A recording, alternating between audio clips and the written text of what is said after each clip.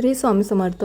यावेळी आम्ही अक्कलकोटला गेलो त्यावेळी घरूनच ठरवले होते की तेथे महाप्रसाद घ्यायचा. मग आरती झाल्यानंतर आम्ही जिथे महाप्रसाद भेटतो तिथे गेलो. बघितलं तर तिथे खूप मोठी रांग होती, पण तिथे जेवणासाठी एवढ्या लाईन असून सुद्धा आम्हाला 5 मिनिटात एंट्री भेटली, कारण आमच्याकडे होता ऑनलाईन पास.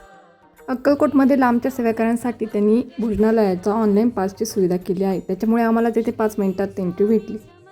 आतमध्ये गेल्यानंतर खूप छान वाटलं. आणि ही जी आहे ही जेवणाची सेटिंग केलेली आहे. इथे एवढी लोकसंख्या असूनही सर्व काही पद्धतशीर केले जाते, त्यासाठी त्यांची रूल्स जे आहेत ते आपण फॉलो करायला पाहिजे. तिथे गेल्यानंतर प्रत्येकाने स्वतःसाठी एक ताट, एक वाटी आणि एक ग्लास असं घ्यायचं असतं आणि लाईनचे उभे राहायचे असते. कोणताही गडबड गोंधळ न करता ते आपल्याला जेवणासाठी आपल्या ताटात जेवण वाढतात आणि आपण भरलेलं ताट घेऊन आतमध्ये जेवणासाठी बसायचं असतं.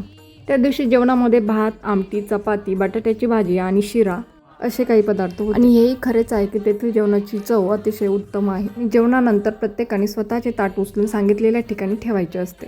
मग आम्ही पण मस्त जेवणाचा आनंद घेतला. आणि इतका जनसमुदाय असून सुद्धा तिथे कधीही जेवण कमी पडत नाही. किंवा युद्धामुळे जे गॅस सिलेंडरमुळे काही ठिकाणी महाप्रसाद बंद केला होता, परंतु अक्कलकोटमध्ये ती गोष्ट अजूनही घडलेली नाही. ते अजूनही जो पदार्थाचा मेनू ठरलेला आहे तो सर्व दिला जातो. आणि ही सगळी स्वामींची लीला आहे.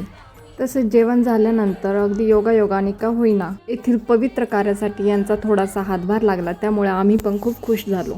चला तर असाच आनंद घेण्यासाठी तुम्ही जेव्हा अक्कलकोटला याल तेव्हा महाप्रसाद नक्की घ्या. आणि भेटूया प्रियंका प्रणवच्या नेक्स्ट ब्लॉगमध्ये. तोपर्यंत श्री स्वामी समर्थ. स्वामी समर्थ.